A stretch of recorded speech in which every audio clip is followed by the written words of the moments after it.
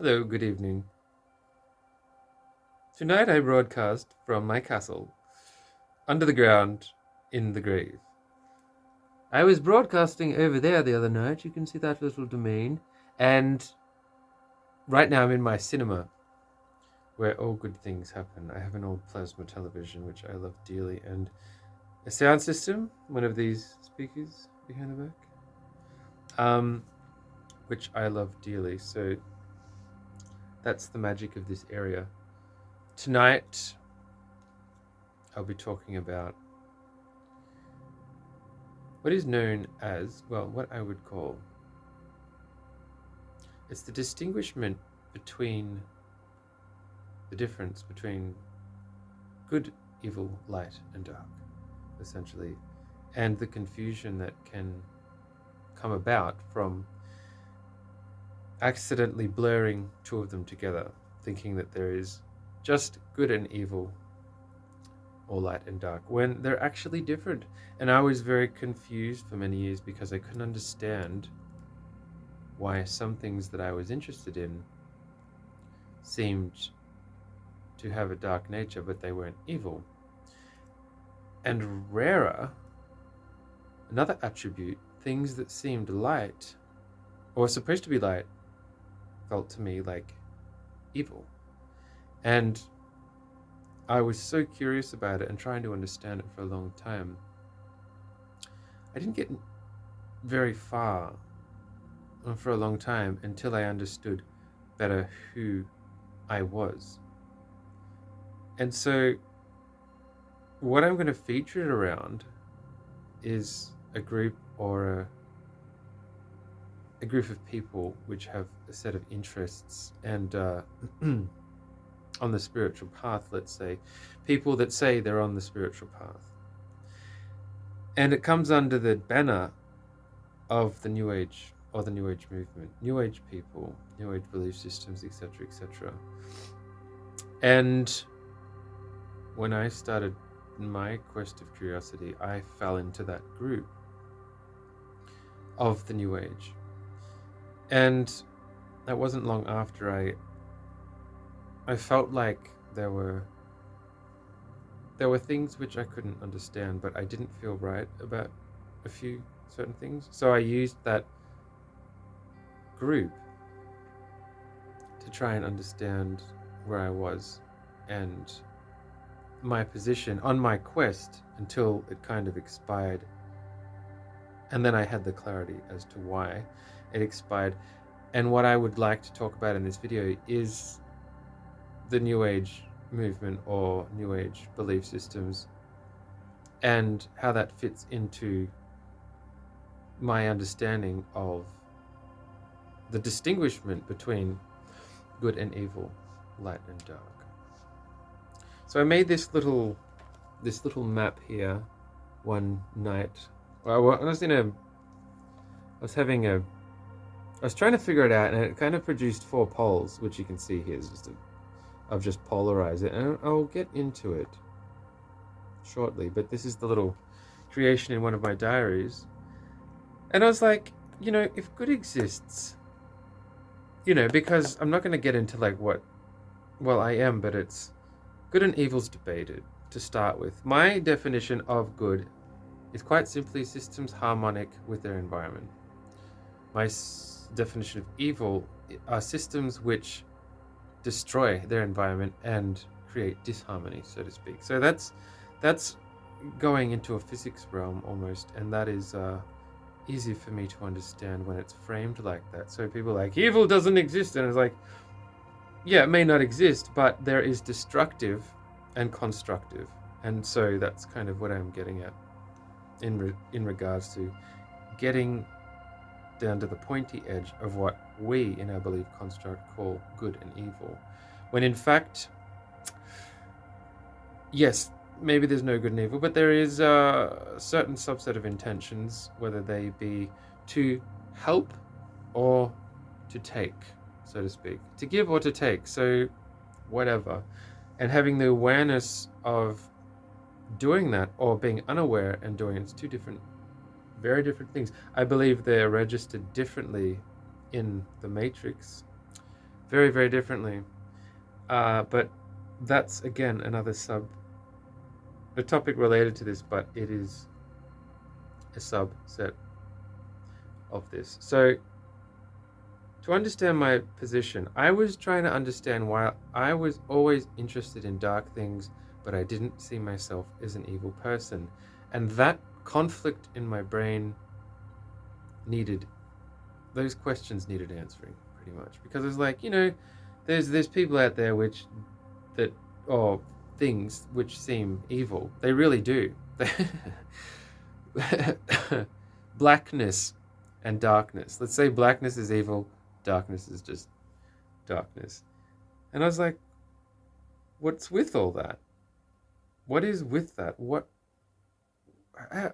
Me and my friends not accidentally, we started to come up with terms when we were playing video games. And one of the terms was what we called the warm darkness. And it sounds kind of funny, but some games had like what we call the warm darkness, and it's where you felt like safe and secure.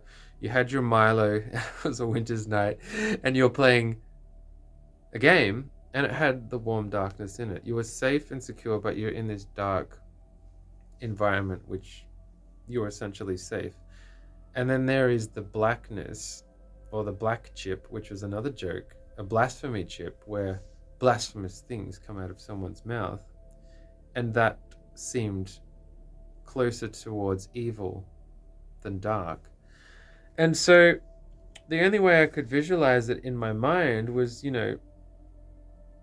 trying to fuse everything together, essentially.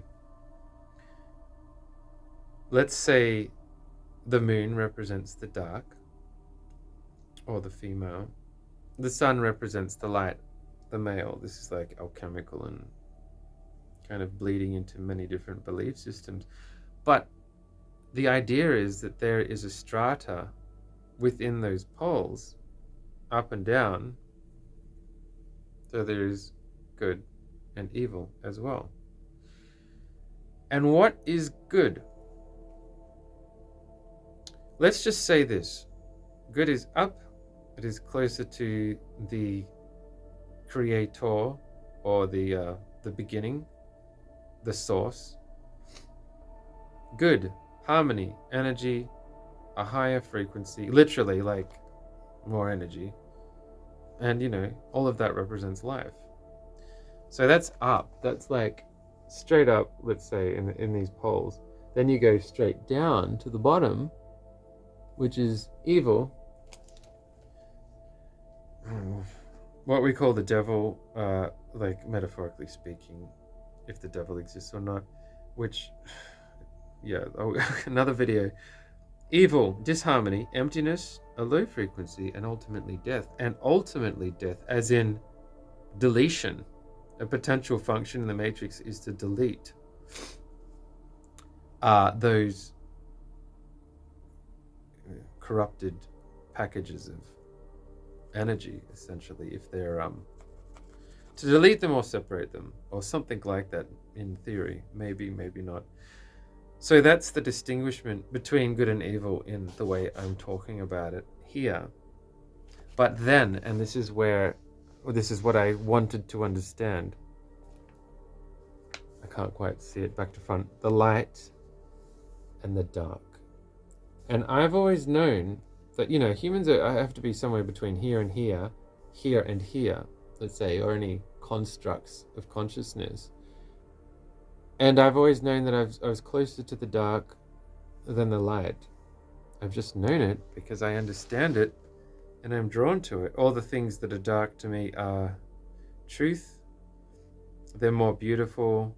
They're more subtle. They're hidden. They're more mysterious. And I just know.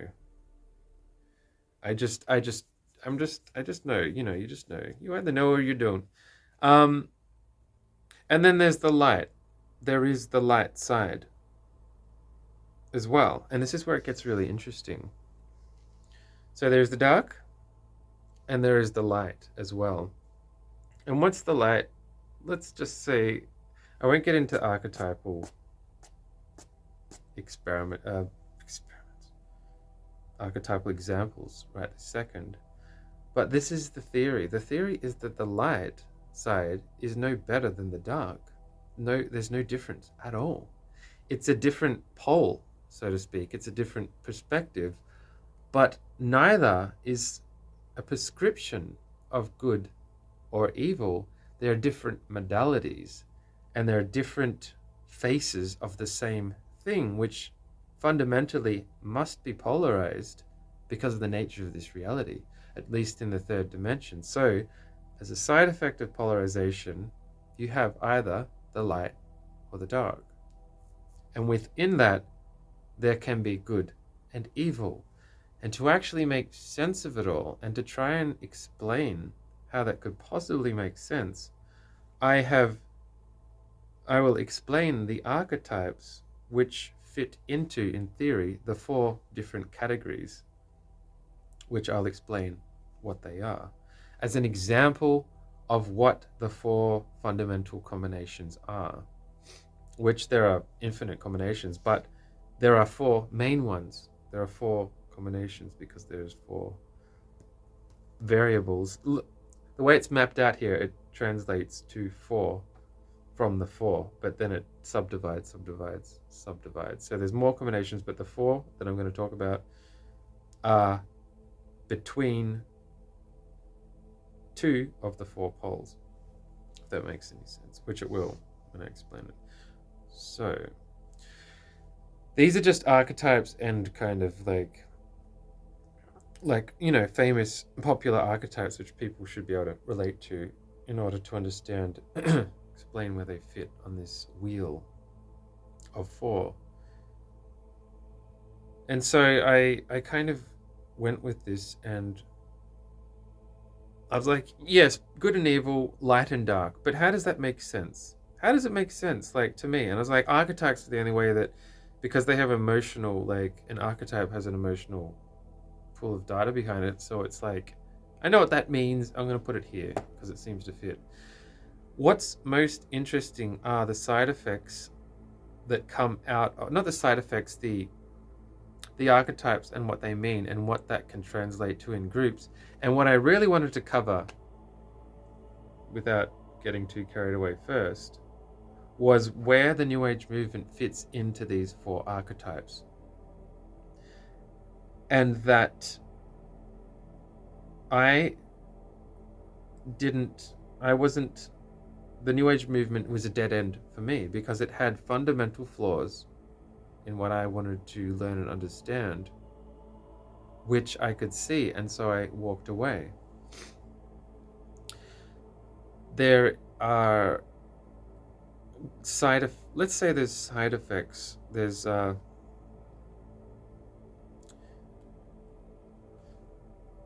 there is truth, and then there is a hiding, so to speak. So the dark side embraces truth regardless of how confronting it is. That's like the pure darkness. The light,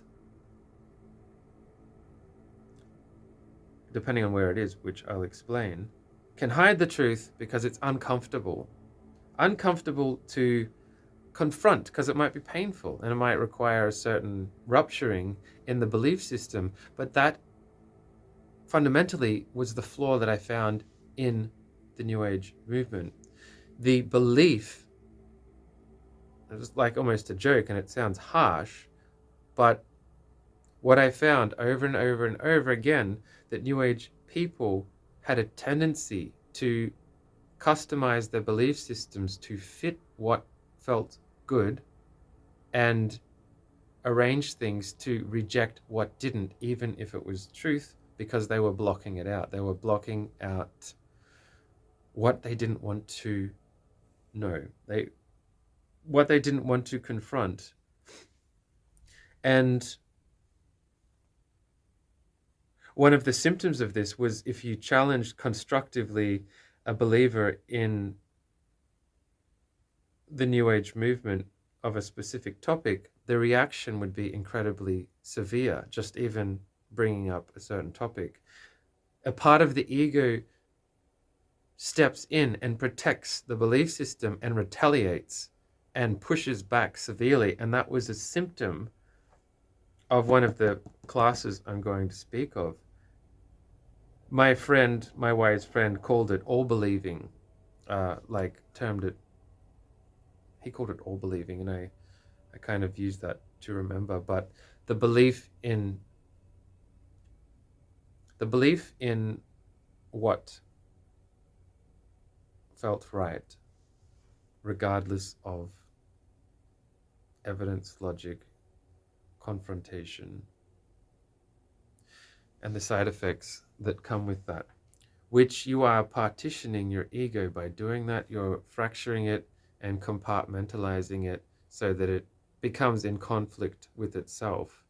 And everyone's guilty of this, but to come to peace with things and embrace the dark allows you to fuse more of yourself back together so that you're one single operating unit of consciousness, your brain, and it is not fractured off and at war with itself, at conflict with itself, making everything in your mind inefficient and essentially a mess.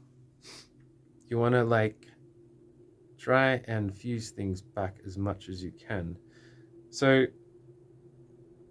I won't go too far into other aspects of the New Age movement, but it's what I call, to make all of that fit into this, it's what I call the false light. So it is the false light, the plastic Jesus, and it is very much about a perfect encapsulation of customizing your belief systems to what feels good, which blocks or pushes away that which doesn't, is to give all of your power over to somebody's ideas, all of it, and blindly follow. And that is the most dangerous thing of all. That is basically just palming off the responsibility. That's what religion is. It's subscribing without having to cognitively figure anything out at all. You're following someone else. You're following a god, a false god, the plastic Jesus. It's what I call the false lights. And dangerous, so dangerous it is. It breeds all sorts of mental disfigurement of the mind and fractures somebody.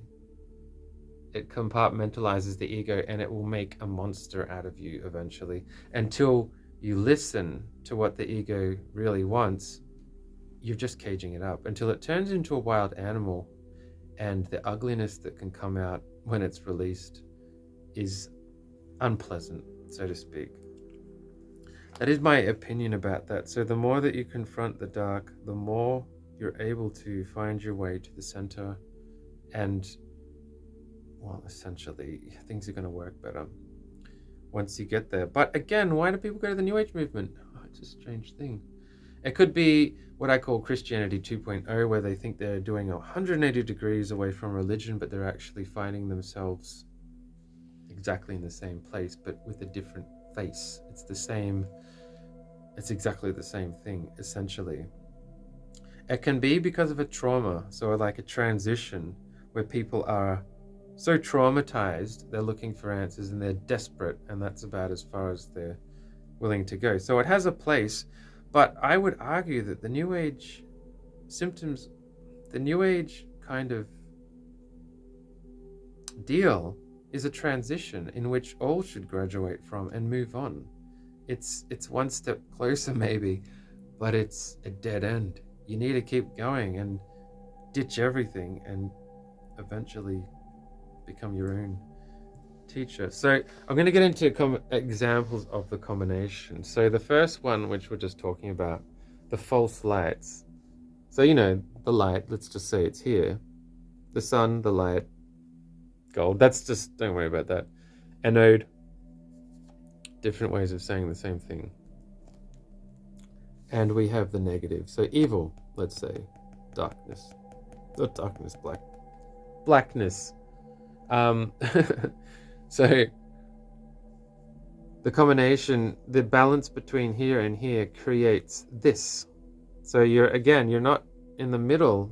This is light and dark. You're below the line of equilibrium, which this is like an example of where most people are at, kind of floating above or below this line. Just this is the baseline of the all. So the archetypes that come out of this place between evil and the light, this nodal point here is the false lights at the epicenter, and the archetypes are narcissist, cult leader, salesman, psychopath, new age.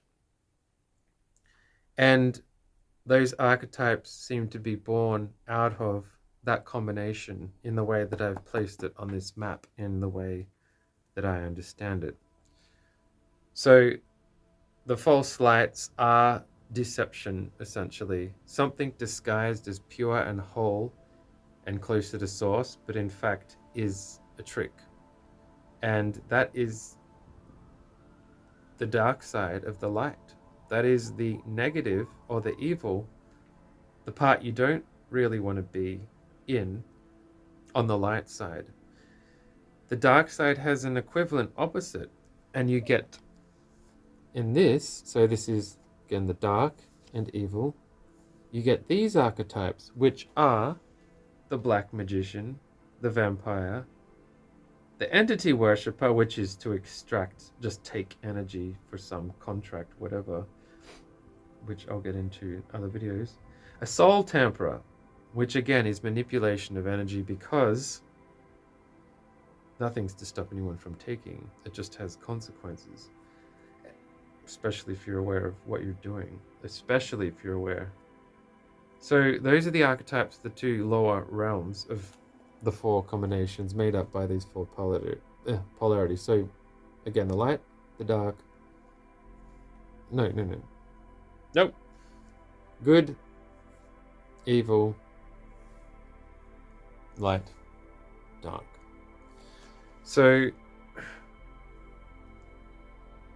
and in addition to that, as I was saying, most people do drift around the line of average.